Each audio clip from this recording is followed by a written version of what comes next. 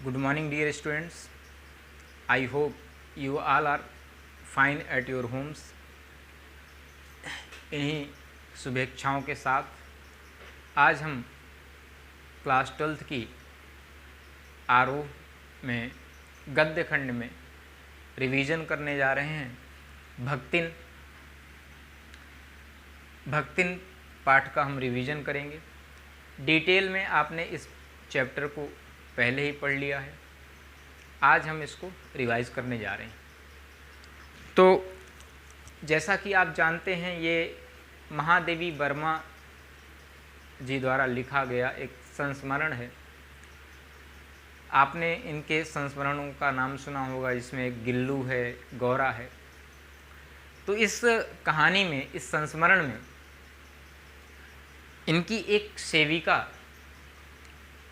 की कहानी है, एक परिचारिका है, एक सेविका है, उसकी कहानी है। तो भक्तिन, जिसका वास्तविक नाम लक्ष्मी था, लेखिका महादेवी वर्मा की सेविका है लक्ष्मी। बचपन में ही भक्तिन की माँ की मृत्यु हो गई।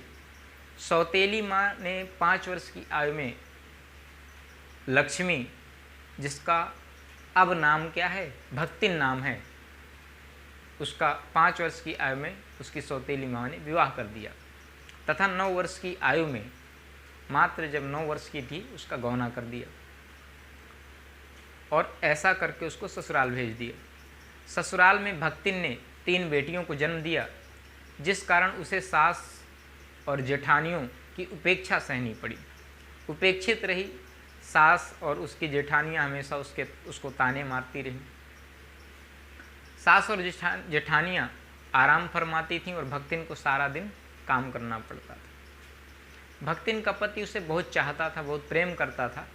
अपने पति के स्नेह के बल पर ही वह इतने दिन तक ऐसे ससुराल में उसने समझौता करके किसी प्रकार से जीवन काटा।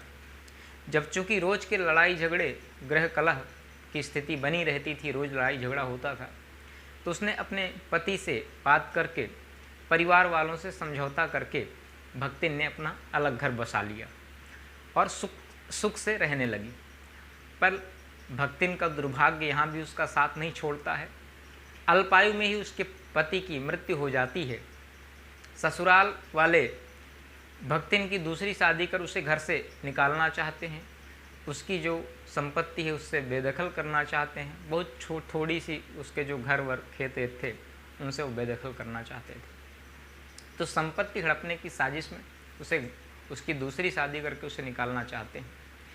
चूँकि भक्तिन एक पतिव्रता औरत है, वो दूसरी शादी करने से साफ इनकार कर देती है और ऐसी परिस्थिति में भक्तिन ने अपने केस मुंडा लिए और सन्यासिन बन गई।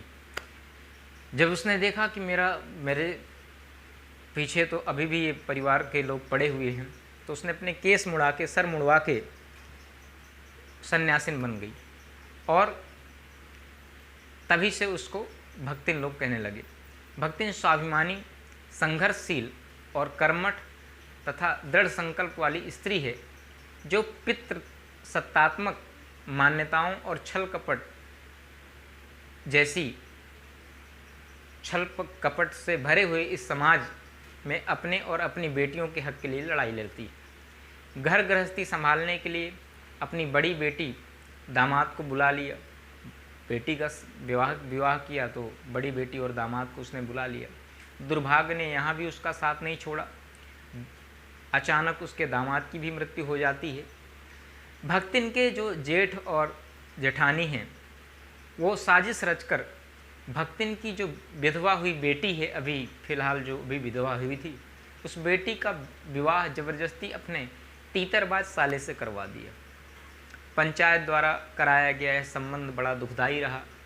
दोनों माँ बेटी का मन घर गृहस्थी से उचट गया और निर्धनता आ गई।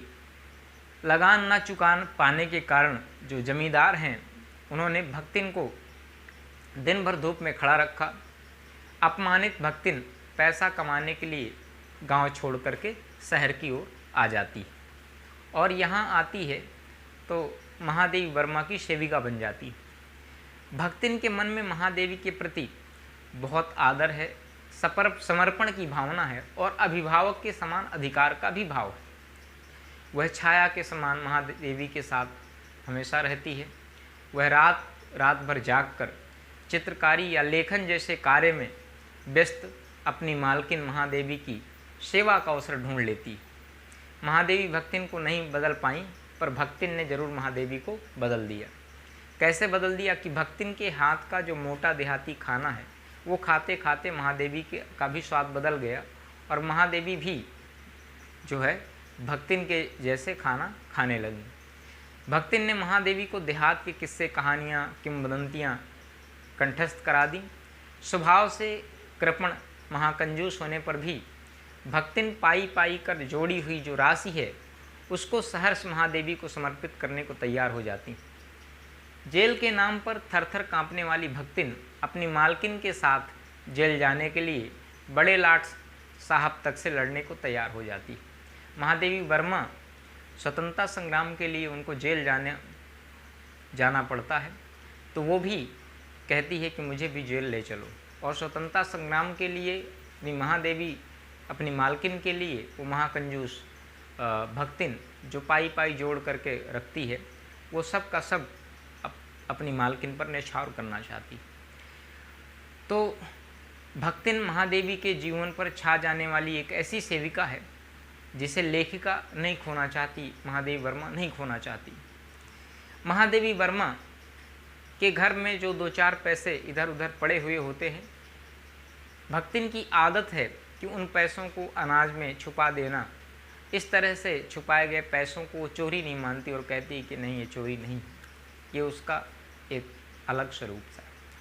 दूसरी बात करते हैं कि जब महादेवी वर्मा ने उनसे पूछा कि अपना नाम भक्तिन कैसे रखा, तुम्हारा नाम क्या है, तो उन्होंने बताया कि मेरा नाम लक्ष्मी है। क्योंकि मेरे साथ ये मेरा नाम ही अपने आप में एक मजाक है, एक सबसे बड़ा बुरा मजाक है, एक जोक है, एक बैड जोक है मेरे साथ कि नाम लक्ष्मी और निर्धनता पूरी मेरे घर में मेरा जो भाग्य है वो कितना अभागा है, कितना दुर्भाग्य है मेरे जीवन में कि पहले पति की मृत्यु हो जाती है, फिर बेटी जिसको मैंने ब्याहा उसका दामाद, उसकी मृत्यु हो जाती है, और इतनी निर्धनता, इतनी गरीबी के बाद अगर मैं अपना नाम लक्ष्मी किसी को बताती हूँ तो लोग हंसते हैं और ख़ुद मुझे भी अपने नाम पर तरस आता है। इसलिए मैंने अपना नाम रख लिया भक्तिन। इस तरह से महादेवी वर्मा अपनी ऐसी सेविका को खोना नहीं चाहती हैं और इस तरह से ये कहानी यहीं ख़त्म होती है। पूरी कहानी एक वफ़ादार सेविका के इर्द गिर्द घूमती है। ये सभी महादेवी वर्मा के जीवन पथ के साथी हैं जिनको उन्होंने अपने संस्मरण में लिखा है, जिसके बारे में उन्होंने लिखा है। तो आपने पहले इस कहानी को पढ़ रखा है, मैंने पढ़ाया है। अगर आपको और डिटेल में पढ़ना है तो आप वो वीडियो प्रेफर करें, उसको देखें। आपके एग्ज़ाम पॉइंट ऑफ व्यू से ये रिवीज़न है। यहाँ पर आपको सारे मैंने फैक्ट्स बताए, तो कुछ भी इसमें अनटच्ड नहीं है जो आपके एग्ज़ाम पॉइंट ऑफ व्यू से छूट गया हो। मैंने सब कुछ समाहित करने की कोशिश की है।